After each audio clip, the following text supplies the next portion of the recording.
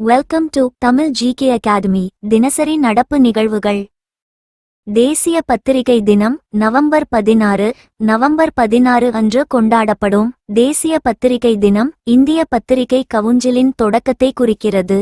இந்திய பத்திரிகை கவுன்சில் 1966ஆம் ஆண்டு பத்திரிகை சட்டம் 1965 இன் கீழ் தொடங்கப்பட்டது.